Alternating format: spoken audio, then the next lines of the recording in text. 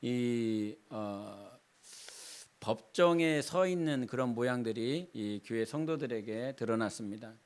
이제 5장부터는 고린도전서의 본론이 들어가는데 그 본론에서는 뭐가 시작이 되냐면 고린도 교회에 드러났었던 부정적인 모양들, 문제점들이 이와 같이 교회에 드러나는데 그 교회의 두 번째로서 이렇게 사도 바울이 드러내는 것이 무엇이냐면 법정 소송 문제인 것입니다.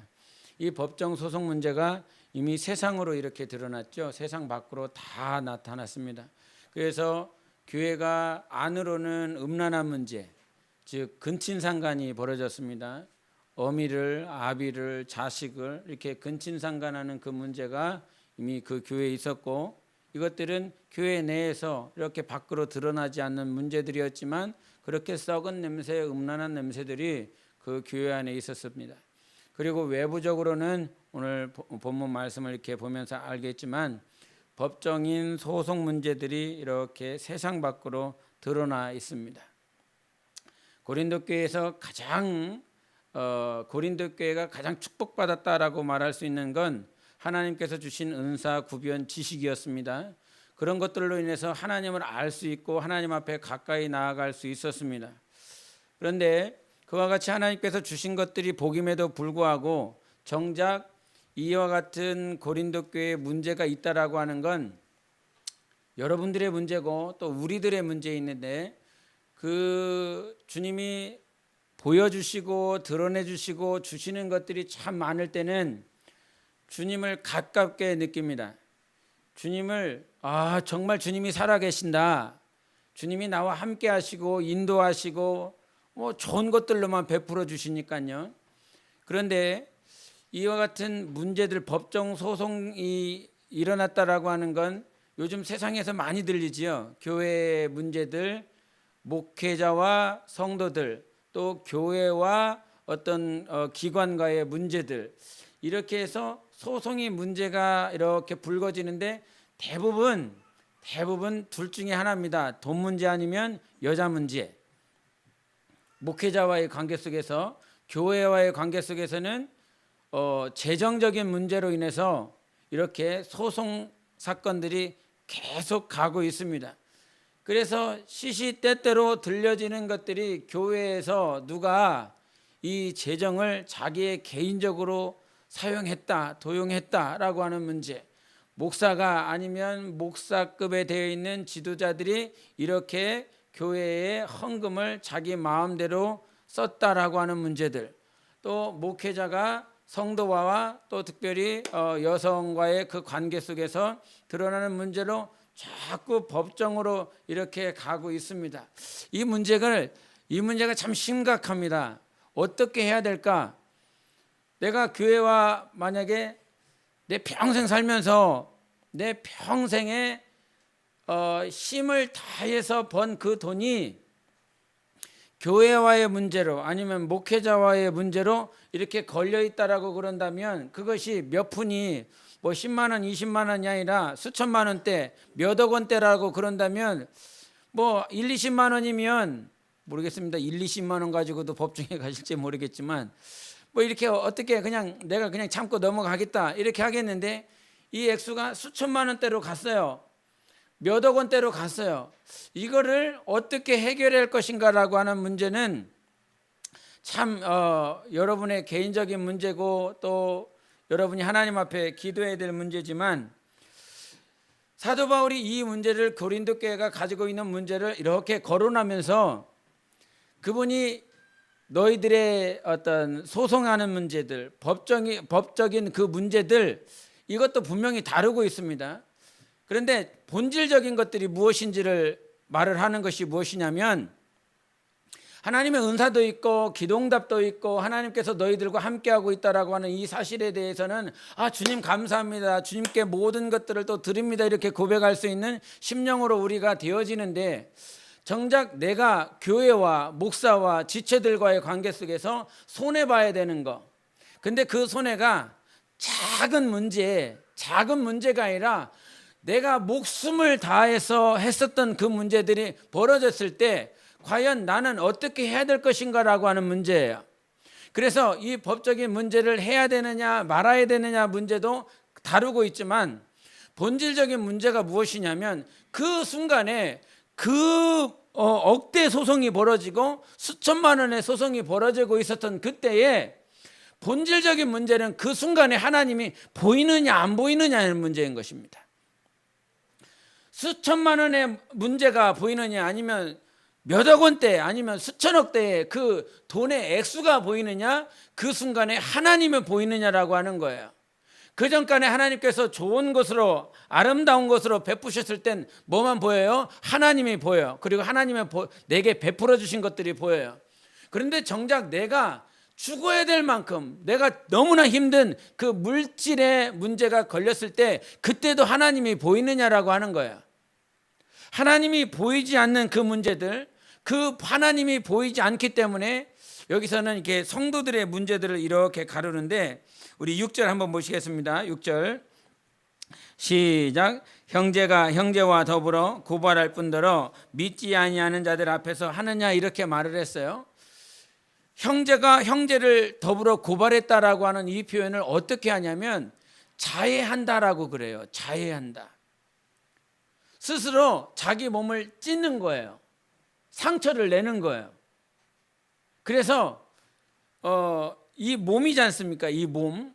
형제와 형제라고 하는 이 형제는 어떤 혈통적인 것도 있지만 성경은 영적인 것을 말을 하고 있고 형제와 형제는 주님의 몸을 통해서 지체가 되었다 이 말이죠. 그래서 이 지체와 지체가 고발하고 송사하는 이 모든 문제는 내가 저를 죽여야 살 수 있거든요. 내가 저를 이겨야 내가 손해를 안 보기 때문에 어떻게 해서든지 저를 이겨야만 되는 거예요. 그 이겨야 되는 문제를 세상으로 가지고 갔기 때문에 이것은 스스로 몸의 관점에서 보면 자기 자신을 자해하는 거예요. 죽이는 거예요. 그래서 세상에서도 들리는 것이 뭐 사업을 하기 위해서 대출을 받아서 몇 억의 빚을 가지고 있었는데 이 빚을 갚아가고 있다가 결국은 사업이 망했지요. 사업이 되지 않았어요. 그래서 이 빚 때문에 그 몇 억대를 갚기 위해서 열심히 노력하고 몸부림쳤지만 할 수 없었어요. 그래서 결국은 자기 아내를 죽였습니다. 그리고 자기 자식을 죽였습니다. 그리고 자기 자신도 자해를 했습니다. 칼로 자기 몸을 찔렀습니다. 죽였습니다. 그런데 자기 아내도 죽었고 자식도 죽었는데 자기는 죽지 않았네. 그래서 결국에는 병원에 이송돼서 목숨이 구지가 됐어요. 부지가 되었어요. 그렇게 해서 살았어요. 과연 그 사람이 어떻게 살아갈 수 있을까? 아내를 죽였어요. 자식을 죽였어요. 그렇게 사랑하는 가족들을 다 포기하고 죽여버렸는데 그래서 자기 자신도 죽었는데 죽으려고 했는데 자기 자신은 살았어요. 이 사람이 어떻게 살아갈 수 있을까? 그 한 사람을 생각해 보면 그런 소식들이 들리면 이 마음이 너무 착잡한 거죠. 어떻게 이 사람 어떻게 살아갈까? 남은 평생에 어떻게 살아갈까? 생각해 보면 참 큰 문제인 거예요. 그런 문제를 가져가고 있는 이 문제들이 단지 세상 밖에서 소송하고 송사하는 그 문제가 그냥 법정에 내어맞겠다라고 하는 것이 아니라 네 몸을 지금 자해하고 있는 거야 라고 성경은 가르쳐주고 있는 것입니다. 네 몸을 지금 찢고 있는 거야. 왜냐하면 형제라고 하는 그 형제의 문제는 그리스도 안에서 하나 되었다라고 그랬거든요. 그래서 송사하는 문제, 고발하는 문제가 그냥 세상에서 내 문제를 좀 해결해달라고 하는 자기가 이 손해 보면 안 됩니다라고 이겨야 됩니다라고 하는 자기는 급해서 자기는 정말 목숨이 달려있기 때문에 하는 것이지만 정작 하나님의 관점에서 보면 너는 지금 네 몸을 스스로 자해하고 있다라고 그래요. 그래서 성경을 한번 7절 한번 더 보실까요? 7절 같이 읽겠습니다. 7절 시작. 너희가 피차 고발함으로 너희 가운데 이미 뚜렷한 허물이 있나니 차라리 불의를 당하는 것이 낫지 아니하며 차라리 속는 것이 낫지 아니하냐 이렇게 말을 합니다. 7절에 어떤 단어가 있냐면 허물이라고 하는 단어가 있어요. 허물. 근데 이 허물이라고 하는 말은 헬라어로 헤테마라 그래요. 헤테마. 근데 이 헤테마라고 하는 의미는 뭐냐면 이 패배했다라고 하는 것입니다. 패배. 젖대는 거예요. 네가 송사하는 그 즉시 고발하는 그 즉시 너는 이미 진 거야. 패배해버린 거야. 그래서 이거는 비록 육신으로는 송사하고 있고 자기 고발하고 있고 법정에 서 있지만 영혼 자체는 이미 져버린 거예요. 패배해버린 거예요. 하나님께서 그의 영혼을 세우려고 했지만, 그의 영혼을 이끌어내려고 하지만, 그와 같이 세상 가운데 이미 그것들을 송사해버리는 그 즉시 네 영혼은 패배했어. 네 영혼은 졌어. 이게 얼마나 심각하냐면 자기 몸을 자해했어요. 자결하려고 그랬어요. 그 사람이 어떻게 살아갈까? 자기 아내를 죽였고 자식을 죽였었던 그 사람이 평생 어떻게 살아갈까? 한번 생각해 보세요. 절대 못 살아갈 것 같아요. 폐인이 되어서 평생 살아갈 것 같아요. 내가 그렇게 살려고 그렇게 몸부림쳤는데 안 됐어.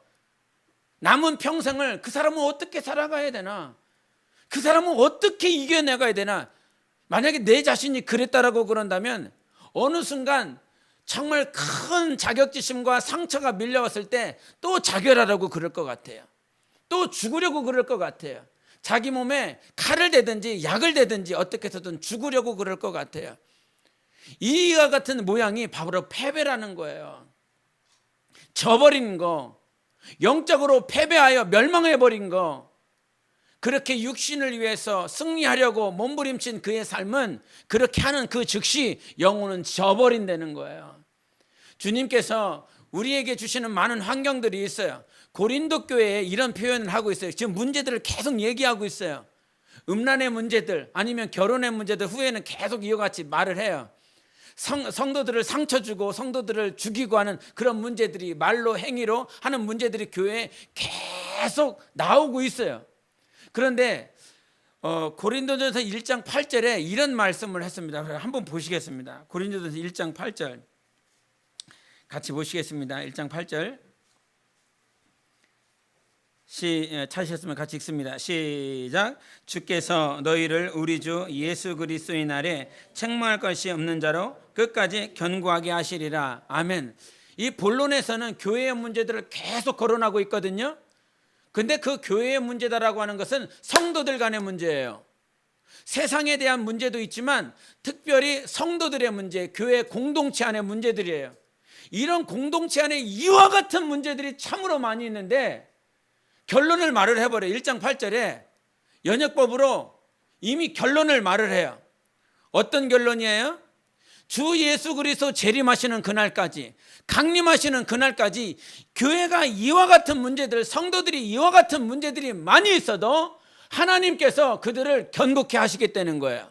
그리고 그들을 사겨주시겠다는 거예요. 9절 한번 더 보시겠습니다. 9절 같이 읽습니다. 시작. 너희를 불러 그의 아들 예수 그리스도 우리 주와 더불어 교제하게 하시는 하나님은 미쁘시도다. 아멘. 이런 문제가 많아요. 인간적으로 정말 더러운 인간들, 세상밖에. 그래서 제가 전도하다 보면 이런 분들 많이 만나요. 은혜롭교회 과거에 이제 이렇게 나왔지 않습니까? 은혜롭교회 신옥주 목사, 자기에 있는 성도들을 다 피지로 옮겨버려서 여기가 낙원이다라고 그래서 다 피신시켜버리고 그들의 노동력을 착취하면서 그렇게 일하면서 목사가 또 그와 관련된 자들이 그 노동력 착취하여 번 돈 가지고 살아가고 있는 그들, 그런 그들을 보면서 목사님, 이런 자들이 있는데 누가 교회 갑니까? 누가 하나님 믿을 수 있겠습니까? 이런다 이 말이지요. 그래서 막 대놓고 욕을 해요. 그러면 어떻게 해야 되나? 어떻게 말을 해야 되나? 그러면서 죄에 대해서 한번 거론을 해줍니다. 그들은요, 사람을 죽이기도 하고 노동력 착취도 하고 그렇게 얼토당토 않는 그런 말을 가지고 그런 성도들을 미혹시켜 버렸습니다. 그리고 그들 가운데는 마치 다윗처럼 간음을 했습니다. 그들의 죄가 다 드러났습니다. 형제님은, 형제라고 하기는 조금 그런데 나이가 지긋하게 드셨는데 평생 살아가면서 간음하고자 하는 그런 욕정들이 없었습니까? 아무 말 못하죠. 목사님, 그건요, 남자라고 그런다면 지금까지 살아오면서 그런 욕정이 없이 살아왔었던 사람들이 있을까요? 맞습니다. 남자라는 인간들이 다 그렇습니다. 세상에 죄가 드러나기도 하고 그렇게 마음 안에 음욕들이, 살인하고자 하는 그런 생각들이 자리하고 있습니다. 저 사람들은 죄가 드러난 것이지만 당신은 죄가 드러나지 않는 죄인일 뿐입니다. 이렇게 얘기를 해도 인정하지 않지요. 여러분, 성경이 뭐런 얘기를 하고자 하냐면 이렇게 드러나는 많은 것들이 있어요. 죄가 많아요. 얼토당토도 않은 그런 아주 정말 세상에서도 볼 수 없는 그런 죄들이 교회 안에 있을 수 있어요. 그런데 하나님께서 뭐런 얘기를 하고 계시냐면 나는 그래도 니들을 사귀겠다는 거예요. 할렐루야. 이와 같이 더러운 자들, 음욕으로 가득 찬 자들, 정 어떻게 하면 성도까지 죽여가면서 스스로 자의하면서도 자기가 발버둥치며 살아가려고 하는 니들, 그럼에도 불구하고 나는 오늘 너희를 사귈 것이다. 그리고 약속이 무엇이냐면 주 예수 그리스도 오시는 그날에 너희들을 견고하게 할 것이다. 이것이 하나님의 약속이라는 거예요. 하나님의 약속. 이 약속을 하나님께서 우리에게 해주셨는데 정말 너는 그 약속을 얼마만큼 신뢰하고 살아가느냐라고 하는 겁니다. 얼마만큼 주님 신뢰하며 살아가고 있느냐. 저는 이 본문을 보면서 느껴지는 거 두 가지가 있었어요. 하나는 뭐냐면 정말 이 성도들이 주님이 성도들 안에서 주님은 어디 계실까라고 하는 거예요. 이와 같이 얼마나 힘들고 얼마나 어려웠으면 법정인 소송까지 갔을까. 제가 수천만 원이 손해보지를 않아서 수억 원대의 손해를 보지 않아서 이런 말을 할 수도 있습니다.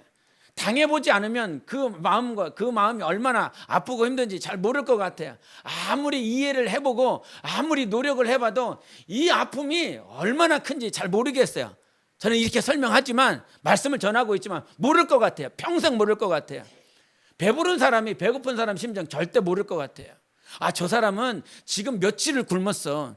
저 사람은 지금 물도 못 마시고 있어. 저 사람은 아무것도 할 수가 없어. 이렇게 누군가가 배고픈 자의 심정을 저에게 설명을 해준다라고 할지라도 지금 당장 갈비탕을 먹고 뭔가를 많이 먹어서 배가 부른 나는 그 말을 그 사람을 이해를 못할 거예요. 그런데 그와 같이 이해할 수 없는 우리라 이 말이죠. 그런데 우리 삶에 있어서 정말 이 본문을 통해서 성도들에게 야, 너 그때 주님이 어디 계셨냐? 너한테는 그렇게 힘들고 어려운 순간에 주님이 어디 계시느냐 이렇게 보이더라고요. 이 본문을 읽으면서. 그리고 11절 한 번 더 보시겠습니다. 11절 같이 읽겠습니다. 11절 시작. 너희 중에 이와 같은 자들이 있더니 주 예수 그리스도의 이름과 우리 하나님의 성령 안에서 씻음과 거룩함과 의롭다 하심을 받았느니라. 아멘. 여기서 예수 그리스도의 이름이 이렇게 올라오는데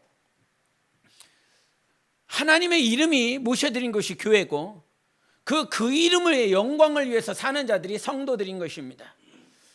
지금 교회들이 욕먹는 이유, 크리스찬이 욕먹는 이유는 단 한 가지예요. 자기의 욕심 때문에 자기의 미래를 위해서, 장래를 위해서 하나님의 이름보다 자기의 미래, 자기의 장래 때문에 그 이름을 망각하고 있다는 사실이죠. 성도가 평생에 살아야 될 건 그 이름의 영광을 위해서 살아가야 되는 것입니다. 이렇게 전하고 있지만 제가 다시 한번 말을 하는데 만약에 내 손해볼 일들, 내가 어려운 문제를 닥치면 과연 하나님의 이름을 선택할 것인가 라고 하는 거예요. 내 전 재산을 다 날려 아니면 내 자식이 모든 미래가 다 아무런 희망도 보이지 않는 그런 결과를 맞이할 때 과연 나는 하나님의 이름 때문에 그 이름 때문에 십자가를 질 것인가 라고 하는 거예요. 그 이름이 망각되어졌고 그 이름이 다 사라져버렸기에 크리스찬들은 자기의 미래를 위해서 살고 자기의 유익을 위해서 살아가고 있는 이때 과연 나는 하나님의 이름을 위해서 살아갈 수 있을까라고 하는 그 문제들이에요. 그때 정말 하나님의 이름이 보이고 그 문제들 가운데 내가 정말 하나님이 보였는가 하라는 거예요. 물질의 문제가 아니라 여러분 삶 가운데 하나님이 보이느냐 이 말입니다. 지금 힘들고 어려울 수 있습니다. 굉장히 괴로울 수 있습니다. 그때 하나님은 당신의 삶 가운데 뭐하고 계십니까? 여러분의 영화는, 여러분의 영감은 과연 어디에 있습니까? 하나님은 오늘도 우리를 보고 계시지요. 믿으십니까? 우리를 지키고 계십니다. 믿으십니까? 제가 오늘 지난 주간에 시편 새벽기도 읽다가 94편에 이렇게 들어왔는데 한번 보시겠습니다. 시편 94편 94편 우리 2절과 3절을 먼저 보시겠습니다. 94편 2절과 3절입니다. 94편 2절과 3절 그리고 우리 17절을 그렇게 보겠습니다. 시작. 세계를 심판하시는 주여 일어나사 교만한 자들에게 마땅한 벌을 주소서. 여호와여 악인이 언제까지 개가를 부르리까. 17절 읽습니다. 시작. 여호와께서 내게 도움이 되지 아니하셨다면 내 영혼이 벌써 침묵 속에 잠겼으리로다. 무슨 내용입니까? 94편이 대략적인 거 그겁니다. 악인이 판을 치고 있습니다. 내 삶 가운데 악인들이, 부정한 자들이, 음란한 자들이, 자기 욕심을 위해서 살아가는 자들이 판을 치고 있습니다. 주님, 쟤네들은요 승리했다고 노래를 부르고 있습니다. 개가를 부르고 있습니다. 저들은 이겼다고, 의인들을 이겼다고, 믿는 자들을 이겼다고, 이스라엘을 이겼다고 지금 자기들의 승리의 노래를 부르고 있습니다. 언제까지 주님 침묵하시겠습니까? 이런 하나님의 목소리가 있습니다. 하나님을 향한. 그런데 17절의 고백이 그거였어요. 여호와께서 내게 도움이 되지 아니하셨다면 내 영혼이 벌써 침묵 속에 잠겼으리로다. 이런 표현을 하는데 그 말씀이 확 들어오는 거야. 악인이 판치고요, 부정한 자들이 판치고요, 나는 힘들고 어려운 것 같은데 그 모든 결과를 그 다윗이 고백하면서, 이 시편의 기자가 고백하면서, 만약에 정말 하나님이 도와주시지 아니하였다면 나는 침묵 속에 잠겼으리라. 침묵 속에 말도 할 수 없고 고백할 수도 없고 찬양할 수도 없고 저 깊은 해저에 잠겨갖고 나는 죽어버렸다는 거지요. 내가 지금 여기 있을 수 있는 건, 여러분이 비록 지금 이 자리에 있는 것이 과거의 삶과 지금의 비교를 하면 좀 냉소적일 수도 있고 괴로울 수도 있는데, 악인이 판치고 송사할 수밖에 없고 괴롭고 너무나 힘들고 어려운 그 과정들을 거치면서 지금까지 왔는데, 정작 이 시편의 기자가 하나님의 관점으로 자기 자신을 봤을 때 악인이 판치고 있었던 그 순간, 부정한 자들이 판치고 있었던 모든 그 순간들, 지금까지 해치고 지금 여기 있는 결정적인 원인은 뭐냐면, 하나님의 도움이 없었다면, 나는 침묵 속에서 좌절하고 침묵 속에서 깊이 잠들어 버리고 좌절하고 절망할 수밖에 없었던 인생이라는 거예요. 이 말을 바꿔 말을 한다면, 지금 여러분이 여기서 악인이 판치는 세대, 지난 한 주간 힘들고 악인과 부정한 자들이 판치는 그 세대 가운데 하나님이 안 보일 때도 있었어요. 하나님이 느껴지지 않았을 때도 있었어요. 마치 고린도 교회처럼 그렇게 나는 죽을 것 같은 그런 환경 가운데서도 내가 부정한 자들, 악인들 가운데서 그 안에서 어떻게 해서도 견디고 살아왔었어요. 그런데 살아왔었던 그 원인, 근본은요, 하나님이 도우지 아니하셨다면, 하나님의 도움이 없었다면, 이 한마디로 끝나는 거예요. 하나님이 나를 도와주시지 아니하셨다면 나는 오늘 이 자리에 없었다는 거죠. 여러분, 이 자리에 있는 근본적인 이유가 여러분이 기도해서가 아니에요. 여러분이 성경 봐서가 아니에요. 하나님이 나를 도와주셨기 때문인 거예요. 정말 칠흑같이 어두운 그 순간에 하나님의 도움이 있었다는 거예요. 이 말씀이 확 들어오는데요, 시편의 121편에 이런 말씀이 있어요. 우리 그 뒤에 있으니까 한번 보겠습니다. 시편 121편 같이 읽겠습니다. 121편 1절과 2절을 같이 읽겠습니다. 121편 1절과 2절입니다. 시작. 내가 산을 향하여 눈을 들리라. 나의 도움이 어디서 올까? 나의 도움은 천지를 지으신 여호와에게서로다. 아멘. 할렐루야. 오늘 눈을 들어 천지를 한번 봐보세요. 제가 이렇게 교회 앞에서 전도를 하다 보면 이게 아파트 사이에 다 막혀 있잖아요. 지나가는 사람도 많지 않을 때가 있어요. 많을 때도 있는데 많지 않을 때도 있어요. 그러다가 많지 않은 그 순간에 제가 아파트 위로 그 밤에 하늘을 봅니다. 이 사람이 지나가고 아파트 사이에 있었던 나는 그냥 아파트만 보고 사람들만 보고 있다가 갑자기 하늘을 들면 주님이 나를 보고 계시는 것 같은 그런 착각 아닌 착각을 할 때가 있습니다. 주님이 나 보고 계시고 있구나. 복음을 전하고 있는 나를 보고 계시고 있구나. 여러분, 우리 삶의 아파트처럼 이렇게 사방이 막혀버린 그 환경 가운데, 직장에서 가정에서 여러분이 처해 있는 그 환경 가운데서 아무도 볼 것 같지 않은 사방이 벽으로 둘러싸이는 곳에 여러분이 처해고 있을 때가 있을 것입니다. 그런데 한번 눈을 들어 보라 이 말이에요. 로마서 1장에 이런 말씀하시지 않습니까? 하나님께서 지으신 모든 만물 가운데 하나님의 신성과 능력을 그 안에 두셨으니 너희가 하나님이 없다 핑계할 수 없다고. 오늘 천지를 들어보라 이 말이에요. 고린도 교회 안에 하는 그 성도들과의 문제, 아니면 교회 안의 문제들을 말미암아 천지를 지으신 그 하나님, 하늘을 들어 내 눈을 들어 천지를 지으신 그 하나님을 봐야 되는데 안 보일 때가 간혹 있지 않습니까? 그런데 이 시편 기자가 보는 거야. 천지를 들어 천지에 계신 그 눈을 들어 천지를 봤더니 나의 도움은 천지를 지으신 하나님께로부터 왔더라. 오늘 나의 도움이 어디서 올까? 그 나의 주님이 도와주시지 아니하셨다면 나는 침몰할 수밖에 없었습니다. 이 고백이요, 여러분의 진짜 고백돼야 돼요. 그래서 이게 찬양 가운데 이런 찬양이 있지 않습니까? 그 하나님은 너를 지키시는 자. 그 후렴에 이런 가사 있어요. 눈을 들어 산을 보아라. 너의 도움이 어디서 오나? 천지를 지으신 너를 만드신 하나님께로다. 우리가 지금 살아가는 것 같지만 매 순간 하나님의 도우심이 있습니다. 믿어야 돼요. 매 순간마다 우리는 마치 자기의 유익을 위해서, 내 욕심을 위해서 살아가려고 하는 그런 순간들이 있는데, 그런 순간들을 접게 하시고 포기하게 하시고 그렇게 살아갈 수 있게 만드시는 분은 도움이 하늘로부터 내게 임하는 하나님 한 분밖에 없다 이 말이죠. 그래서 우리가 신앙생활하면서 이 고린도전서에서 정말 우리에게 주고자 하는 말씀이 있는데요. 고린도전서 한번 다시 돌아가 보겠습니다. 6장 2절과 3절을 보겠습니다.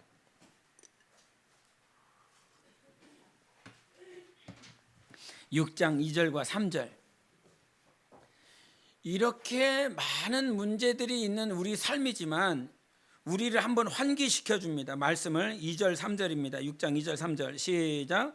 성도가 세상을 판단할 것을 너희가 알지 못하느냐? 세상도 너희에게 판단을 받겠거든 지극히 작은 일 판단하기를 감당하지 못하겠느냐? 우리가 천사를 판단할 것을 너희가 알지 못하느냐? 그러하거든 하물며 세상 일이랴. 아멘. 여기서 네가 누군지를 말을 하고 있어요.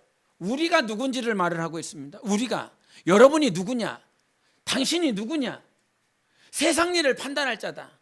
그리고 천사를 판단할 자다. 여기서 천사는 누굴까요? 제가 궁금해졌어요. 이 천사는 어떤 천사일까요? 어떤 천사? 여기서 세상을 판단한다, 천사를 판단한다라고 하는 이 판단이라고 하는 말은 정죄한다, 심판한다라고 하는 뜻을 가지고 있더라고요. 심판한다, 정죄한다. 그러면 이 천사는 어떤 천사일까요? 거룩한 천사, 온전한 천사가 아니라 타락한 천사인 거예요. 타락해버린 천사. 계시록 22장 8절에 보면 모든 계시를 보여주시고 예언을 해주고 환상을 보여줬었던 천사가 있는데, 그 천사와 요한이 대면을 합니다. 그 대면한 천사 앞에 그 천사를 향해서 막 경배하려고 그래요.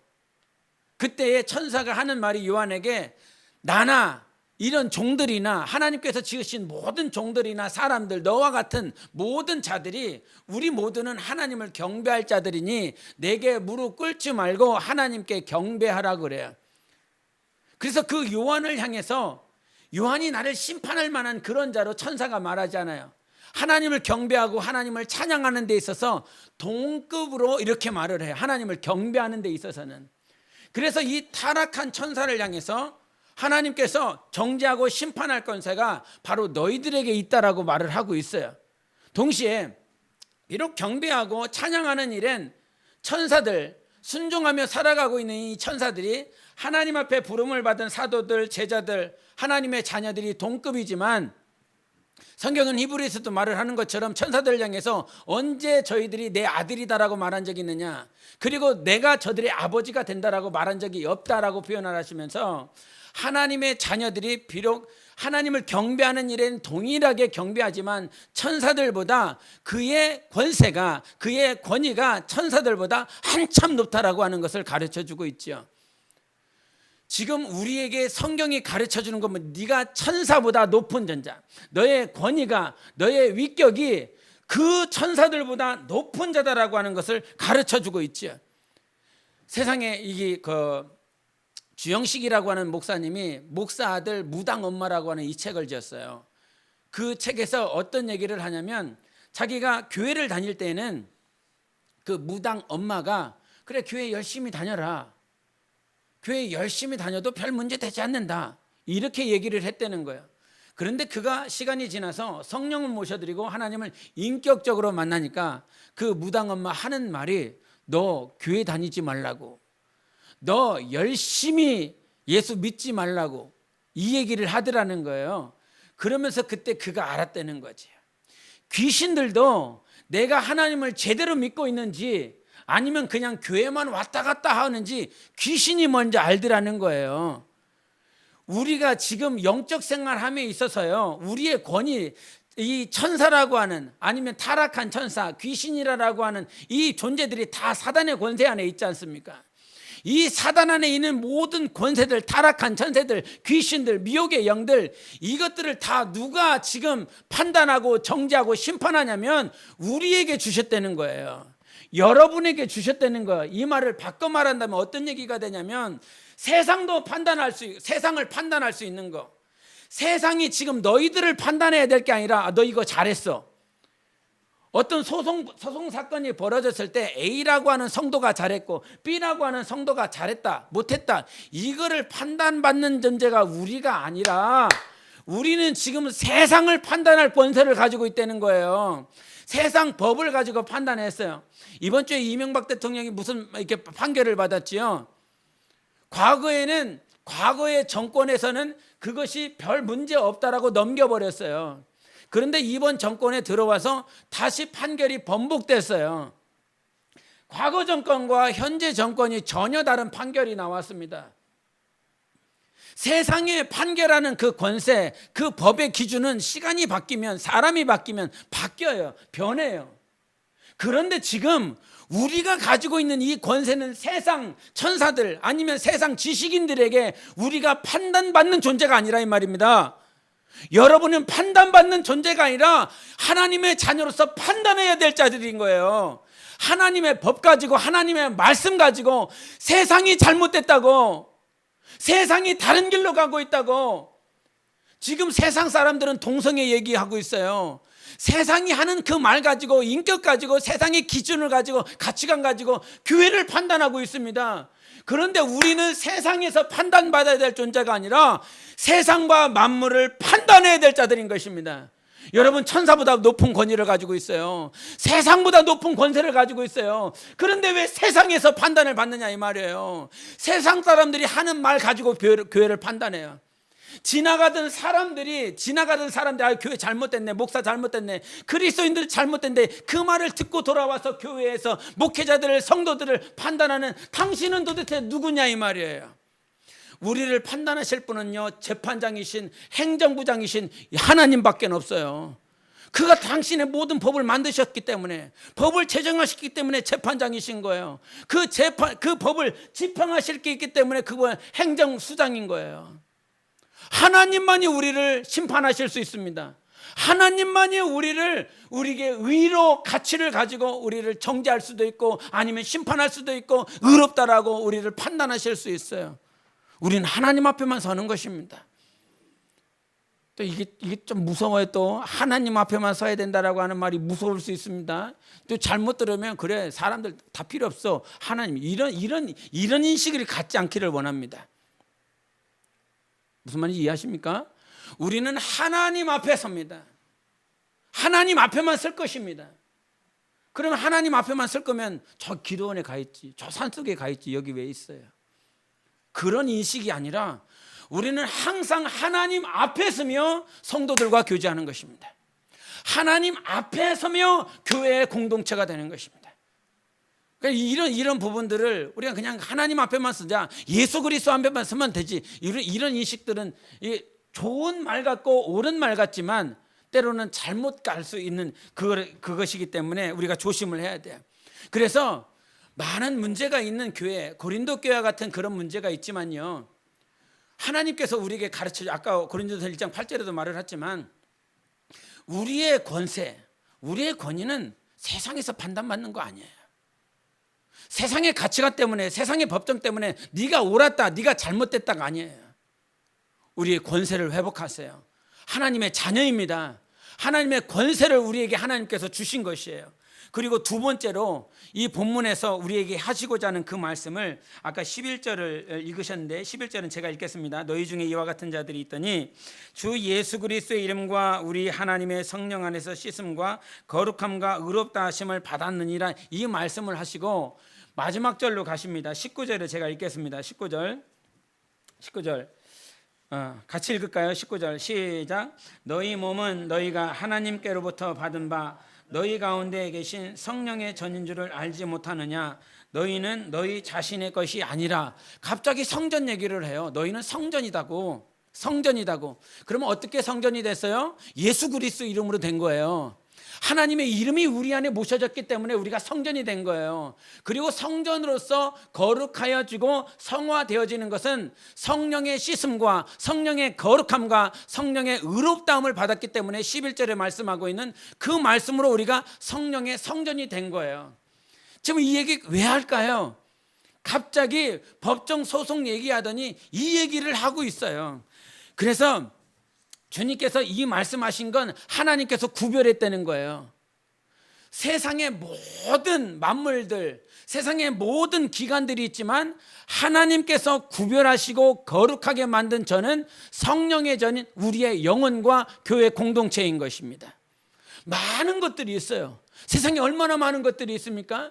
우리가 우주의 숫자를 세어도 평생 세지 못하고 죽어요. 그 은하계의 숫자를 내가 하나, 둘, 셋, 넷 세다가 죽는다라고 할지라도 다 세지 못하고 죽는다고요. 그런데 그 숫자를 세지도 못하고 죽는데 그 은하계의 모든 우주를 이런 우주 저런 우주 다 알고 어떻게 죽어요? 몰라요. 그런데 이와 같은 많은 우주들, 은하계들이 있고 하나님께서 지으신 피조계가 있지만 이 모든 것들 가운데서 오직 구별하신 것은 성령의 성전, 하나님의 교회만 구별했다는 거예요. 그처럼 가치가 있다는 거죠. 그처럼 중요하다는 거예요. 그래서 사도행전 20장 28절에 여러분은 자기를 위하여 또는 온 양떼를 위하여 삼가라. 성령이 그들 가운데 여러분을 감독자로 삼고 하나님이 자기 피로 사신 교회를 보살피게 하셨느니라 이랬어요. 자기 피로 사신 교회를 하나님이 보살피신다는 거예요. 여러분, 개인은 교회입니다. 하나님은 피로 여러분을 구별했다는 거예요. 그래서 지금 자꾸 또 거듭 얘기하는 것 같지만 왜 세상 법정에 네가 치리를 받아야 되고 세상 법정에 판단을 봐야 되느냐? 나는 너를 구별해놨는데, 나는 너를 거룩하게 구별시켜놨는데 왜 세상으로부터 구별을 받으려고 하고 세상으로부터 판단을 받으려 하느냐? 나는 너를 구별시키기 위해서 내 아들의 피를 줬다. 나는 너를 거룩하게 만들기 위해서 내가 지극히 사랑하는 아들을 너희에게 맡겨줬다. 그래서 구별되어지는, 그래서 예수의 고통으로 예수의 보혈로 우리가 구별받은 자인 거예요. 어떤 분이 이런 얘기 하더라고요. 도마가 그 예수님의 제자들 가운데서 가장 지적인 자라고, 가장 이성적인 자, 그러면서 그 이유를 말을 하는데, 예수님께서 부활하시고 오셨을 때 다른 제자들은 다 있었는데 도마만 없었다는 거죠. 그 도마만 없어서 도마가 내가 예수님께 그 못자국에 옆구리에 내 손가락 다 집어넣어보고 난 다음에, 그리고 그 확인을 하고 나면 내가 예수님이 부활하신 거, 그분이 나타났다는 거 내가 믿겠다. 그래서 도마는 상당히 지식적이고 지적이다, 이성적이다, 그렇게 표현하다고요. 그렇게 말을 하다 보니까 그럴 수 있겠다. 충분히 공감을 이렇게 갔습니다. 그런데 그 예수님께서 오셨을 때 거기서 우리가 잊지 말아야 될 건, 도마가 예수님을 믿을 수 있었던 건 단지 그 손가락에 넣어봤기 때문에, 손가락을 옆구리에 그 양손에 넣어봤기 때문에 안 것이 아니라, 안 것인데 그 안에서 영적인 의미가 확 이게 드러나는데, 예수님의 그 십자가의 자국이지 않습니까? 그 양손과 양 발목에 있는 옆구리 창에 찔린 그 자리는 고통의 자리예요. 예수님만이 받으신 고난과 고통의 자리, 그 고통의 자리를 직접 만나고 직접 넣어보고 직접 체험하고 나니까 안 믿을 수가 없는 거예요. 우리가 예수 그리스도를 믿었을 때 예수 십자가의 고통을 만지고 나면 예수님을 안 믿을 수가 없어요. 도마는 자기의 육신을 직접 넣어봤지만 우리는 우리의 영혼이 예수 십자가의 고통에 동참을 했어요. 만졌어요. 그거를 만지고 나니까 안 믿을 수가 없네. 눈물을 안 흘릴 수가 없네. 이 안에서 감격이 안 될 수가 없네. 왜요? 십자가의 고통으로 우리를 지키셨기 때문이에요. 예수님의 고통이 있어서 우리는 보호를 받았어요. 그 펭귄 가운데 황금 펭귄이 있습니다. 그 황금 펭귄은 왜 황금 펭귄이냐면 펭귄과에서 가장 크대요. 그래서 한 1m 10 아니면 1m 30까지 가는 그 크기인데, 몸무게는 한 22kg에서 한 45kg 사이 왔다 갔다 하는. 그런데 이게 자기 자식을 낳으려면 새끼 펭귄을 낳기 위해서 이 남극에만 사는데, 새끼 펭귄을 낳기 위해서 가는 곳이 있대요. 어디로 가냐면 남극 중앙으로 간대요. 평상시에는 그냥 남극의 주변에 이렇게 살다가 자기 새끼를 낳기 위해서 남극 중심부로 이렇게 간대요. 그런데 남극 중심부로 가면 갈수록 더 추워서 한 영하 40도까지 된다는 거죠. 영하 40도에 그 풍속이 시속 144km. 우리 차 달릴 때 보면 한 110km 막 고속도로에서 달리잖아요. 근데 한 140km가 넘어가는 그 풍속에서 그 수컷과 암컷이 이렇게 함께 간다는 거예요. 그런데 이 새끼를 낳고 나면 이 한 60일 동안 수컷이 그것을 지킵니다. 그 수컷을 지키기 위해서, 그 새끼를 지키기 위해서 수컷이 그 발 위에 그 알을 이렇게 놔두고 이 배로 자기를 가려서, 새끼를 가려서, 알을 가려서 60일 동안 지킨다는 거예요. 60일 동안 지키면 아무것도 못하잖아요. 그 새끼를 보호하기 위해서 그 자리 거의 옮겨봤자 살짝 조금씩만 움직인데 60일 동안을 한번 생각해 보세요. 영하 40도에 풍속이 144km예요. 여러분 고속도로 110km, 한 120km 창문만 열고 한번 가보세요. 한 10분, 20분 견디면 달달달달 거려갖고요 창문 닫아요. 근데 60일 동안을 그런다고 밤낮을 영하 40도에 144km의 풍속을 지킨다는 거예요. 근데 왜 그와 같이 힘들고 어려운 그 남극 중심으로 가냐면, 남극 중심으로 가면 갈수록 그 펭귄의 천적들이 다 사라진다는 거예요. 그 자기 새끼를 지키기 위해서 천적들이 없는 곳, 가면 갈수록 천적이 사라져요. 천적이 사라지고 중심부로 가면 얘네들은 견딜 수가 없어요. 자기 그 펭귄 새끼를 먹기 위해서 갈 수가 없는 거예요. 그 고통을 감당해낼 수가 없는 거예요. 그러나 그 새끼를 낳기 위한 황금 펭귄은 그 고통을 견뎌야 되는 거예요. 견디는 거예요. 왜? 새끼를 사랑하기 때문에. 새끼를 지키려고, 보호하기 위해서. 그래서 그 고통을 60일이라고 하는 시간들을 견딘대. 그 견디고 나면 60일이 이렇게 지나고 나면 보통 한 35kg 장성했기 때문에 이게 수컷이 됐기 때문에 한 40kg 되는데 한 40%의 살이 되게 체중이 빠진다는 거예요. 남자가 70kg에서 한 40kg 빠지면 얼마입니까? 몇 킬로예요? 한 42kg 됩니까? 52kg에 42kg예요? 그 정도 돼요. 여성이 한 50kg에서 40% 체중이 빠지면 얼마나 좋겠냐? 에? 얼마나 좋아. 30kg예요. 아마 우리 전도사님보다 몸무게가 덜 나갈걸요. 30kg면. 그 40%의 체중이 쫙 빠지는 거예요. 그런데 왜 그 고통을 감수하냐 이 말이에요. 왜 그 고통을 지켜내느냐 이 말이에요. 자기 새끼를 보호하기 위해서. 자기는 고통을 견디면서 자기 새끼를 보호하기 위해서. 여러분, 이 얘기가 지금 그 얘기를 딱 듣는데요, 우리 주님 생각나는 거예요. 예수께서 왜 십자가에서 견디고 있느냐 이 말이죠. 6시간 반 동안 왜 물과 피를 다 쏟아내느냐 이 말이죠.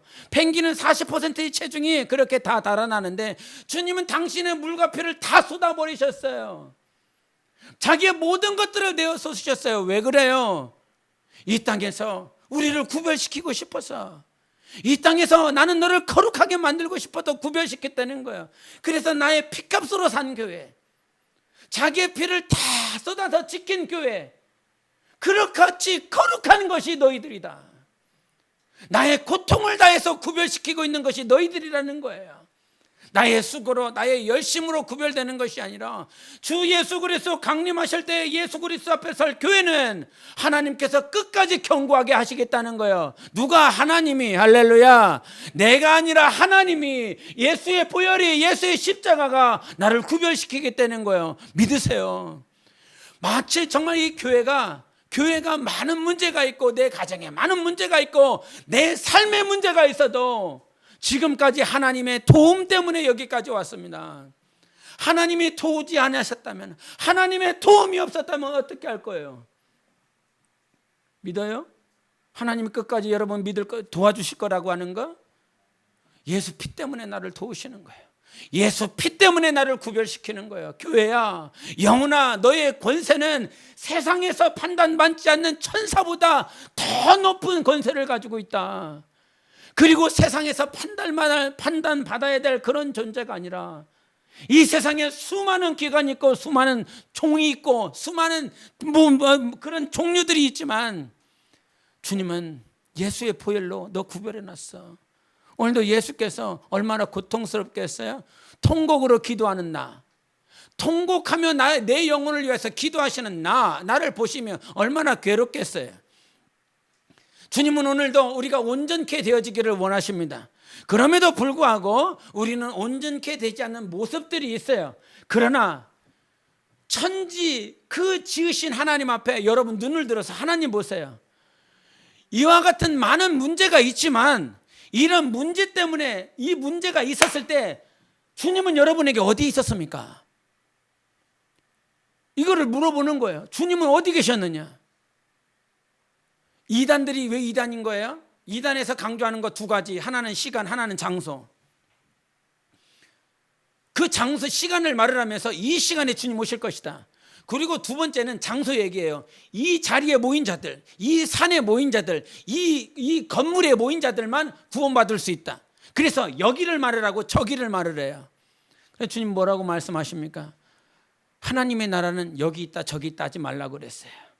하나님의 나라는 너희 안에 있느니라 그랬습니다. 하나님의 나라는 우리 안에 있습니다. 하나님이 내 안에 계십니다. 하나님의 도움이 내 안에 있다 이 말이죠. 이거 신뢰하며 살아가야 되는 거예요. 이게 진리인 거예요. 하나님이 내 안에 계시는 거. 내가 그 길이요 진리요 생명이니 나를 말미암지 않고는 아버지께 올 사람 없어. 오직 예수로만 하나님 앞에 갈 수가 있는 거야.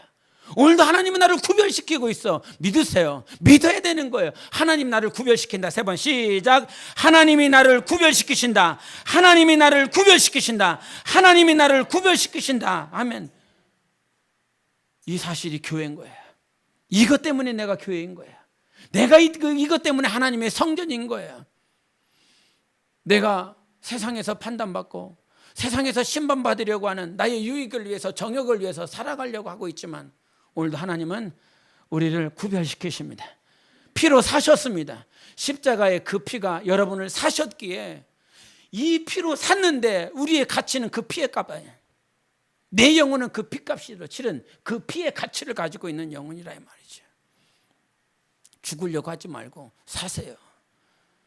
세상에서 판단받으려고 하지 말고 하나님께 귀한 가치로 하나님의 말씀대로 내 영혼을 볼 수 있는 여러분 되시기를 바랍니다. 천지를 지신 하나님 보세요. 나의 도움이 어디서 올까? 하나님께로만 온다는 거예요. 하나님께로만. 다른 데서 올 데가 없대요. 돈도 아니고 권세도 아니고 명예도 아니고 나의 수고와 노력도 아니고 나의 도움은 오직 천지를 지으신 하나님께로부터만 옵니다. 그 사실을 믿으시고 승리하십시다. 구별되십시다. 우리 함께 이 시간 기도하겠습니다. 이 시간 기도하실 때 오늘도 주님 앞에 기도하기 원합니다. 오늘도 마음의 눈을 여셔서 하나님 앞에 기도하시면서 하나님, 나의 도움은 천지를 지으신 하나님께로부터는 옵니다. 오늘도 십자가의 보혈로 나를 구별해 주셨습니다. 세상에서 판단받지 않고 사람에게 판단받지 않고 오늘도 하나님 앞에 서며 거룩한 성전에 대해서 주님 앞에 설 수 있는 우리 모두가 될 수 있도록 예수의 외치고 기도하시겠습니다.